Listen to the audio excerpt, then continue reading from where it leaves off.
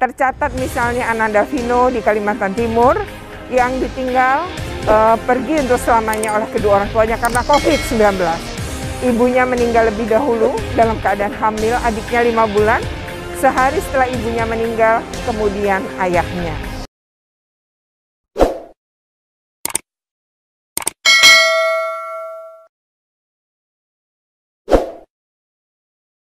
Assalamualaikum warahmatullahi wabarakatuh. Selamat siang, salam sejahtera untuk kita semua. Pandemi COVID-19 sudah memasuki bulan ke-16 di Indonesia, terhitung sejak Maret tahun 2020. Dan sekarang sudah Juli tahun 2021. Sejak pandemi COVID-19, angka kematian hingga hari ini di Indonesia sudah mencapai lebih dari 83.000 orang. 83.000 ini dipastikan tentu ada pada rentang usia beragam. Namun bisa dipastikan ada orang-orang yang berada pada usia produktif. Dan orang yang berada pada usia produktif yang meninggal ini mungkin memiliki sejumlah anak. Nah, data ini belum kita ketahui karena mungkin pemerintah masih sibuk untuk fokusnya mengendalikan pandemi dan belum mendata pasien yang memiliki anak yang kemudian anak-anak ini dalam waktu singkat menjadi yatim atau menjadi piatu, bahkan menjadi yatim piatu. Oleh karena itu, data ini sangat diperlukan mengingat jumlahnya dan pemetaannya tidak diketahui, maka kita sulit melakukan intervensi. Negara sulit membantu anak-anak ini ketika data kita tidak ketahui. Beberapa masuk dalam media sosial maupun media massa. Tercatat misalnya Ananda Vino di Kalimantan Timur yang ditinggal pergi untuk selamanya oleh kedua orang tuanya karena COVID-19. Ibunya meninggal lebih dahulu dalam keadaan hamil, adiknya 5 bulan. Sehari setelah ibunya meninggal, kemudian ayahnya. Kemudian kasus di Solo, ada 3 anak, usia 16, 14, dan 12 tahun, yang ayah ibunya juga meninggal. Ibunya meninggal tahun lalu karena COVID, ayahnya baru saja meninggal pada Juli 2021, juga karena COVID-19. Ketika ayah dan ibunya sudah pergi, anak-anak ini mungkin sudah tidak SD, tetapi mereka kan masih usia anak. Mereka juga tidak bisa mandiri, mereka juga tidak tahu bagaimana mencari nafkah dan melanjutkan pendidikan. Nah, 3 anak ini tentu membutuhkan bantuan negara. Selain itu, ada juga anak-anak yang ibunya meninggal, padahal ibunya yang justru menjadi tulang punggung.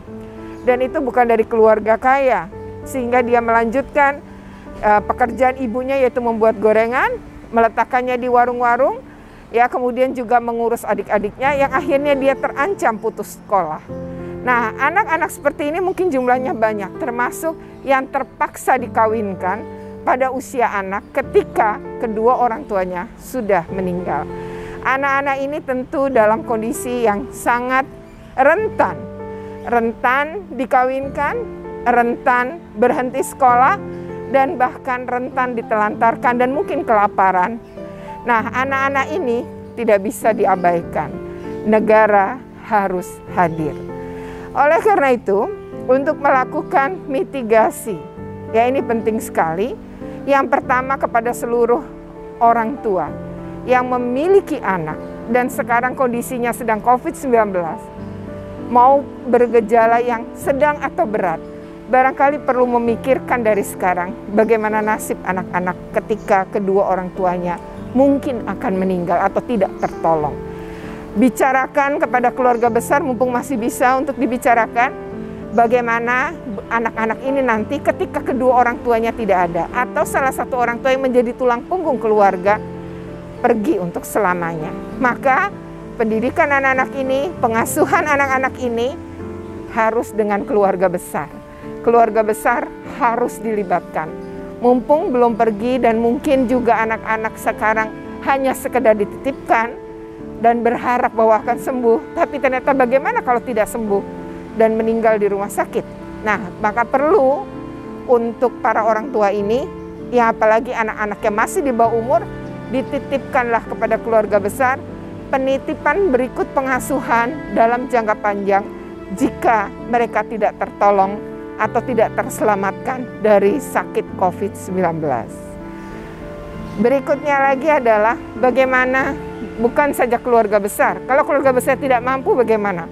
Perlu dukungan masyarakat, perlu dukungan negara agar anak-anak ini tidak putus sekolah meskipun kedua orang tuanya meninggal atau salah satu orang tuanya meninggal. Anak-anak ini tidak dikawinkan pada usia anak, tapi tetap bisa melanjutkan sekolah, mungkin sambil mengurus atau mengasuh adik-adiknya, dan perlu dukungan.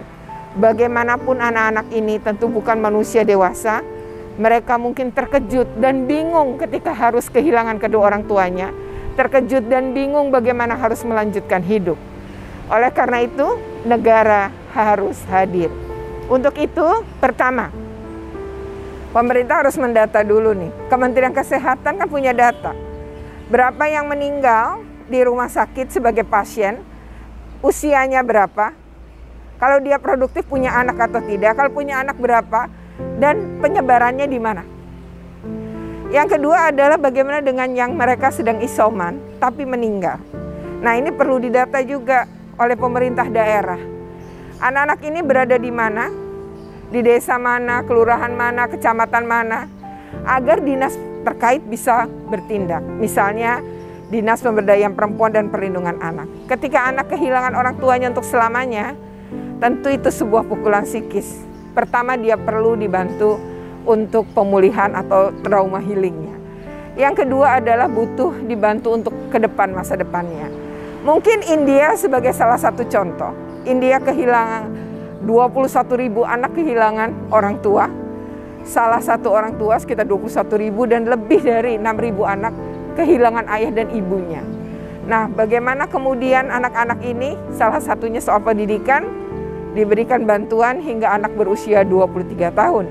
Namun bagaimana dengan pengasuhannya dan lain-lain, ini juga penting dipikirkan dan belum terlihat juga. Jangan sampai anak-anak ini kemudian diadopsi, tapi adopsinya tidak sesuai dengan hukum, ya main diambil saja. Ya ingat ini adalah situasi bencana. Ya jangan sampai anak-anak ini akhirnya menjadi korban kekerasan atau mungkin malah perdagangan manusia. Yang kedua, pemerintah nampaknya harus mengalokasikan dana khusus kelak untuk membantu anak-anak terutama yang kehilangan salah satu orang tuanya, tapi orang tuanya itu adalah tulang punggung atau malah kehilangan kedua orang tuanya.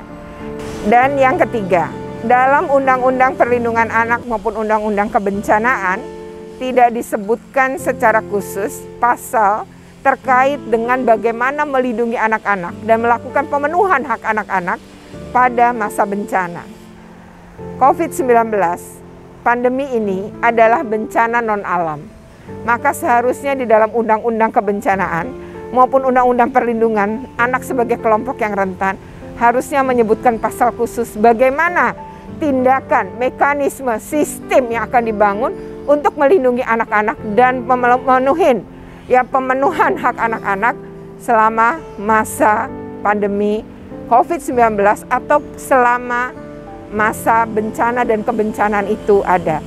Termasuk bagaimana setelah bencana anak-anak kehilangan ayah dan ibu, mereka tidak rentan menjadi korban kekerasan seksual, pelecehan seksual, atau mungkin ya mereka menjadi korban perdagangan manusia.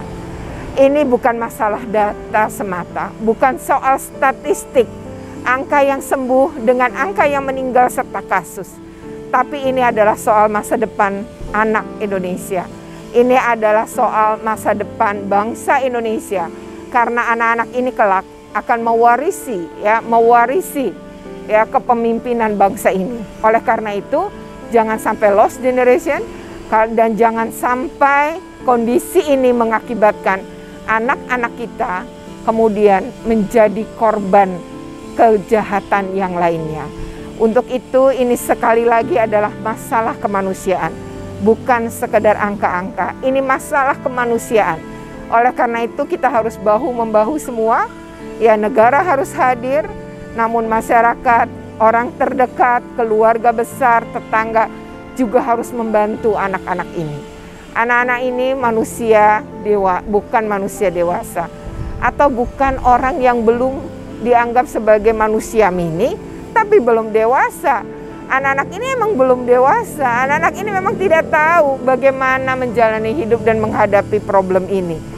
Mereka tentu belum siap. Mereka tentu tidak siap kehilangan salah satu, apalagi kedua orang tuanya. Mereka juga tidak siap hidup terlantar. Mereka juga tidak siap kehilangan hak pendidikan maupun hak-hak pemenuhan dasar lain seperti hak kesehatan, hak berpartisipasi, maupun hak untuk melanjutkan masa depannya. Oleh karena itu, ya, di masa pandemi memang hak hidup anak nomor 1, hak sehat anak nomor 2, namun hak-hak yang lainnya pun harus dipenuhi. Bagaimana mengisi waktu luang, bagaimana pengasuhan anak-anak ini, mereka harus kita selamatkan. Demikian video ini, ya, semoga bermanfaat. Jika bermanfaat, silakan di like, share, komen, maupun subscribe. Mari lindungi anak-anak Indonesia. Terima kasih. Assalamualaikum warahmatullahi wabarakatuh.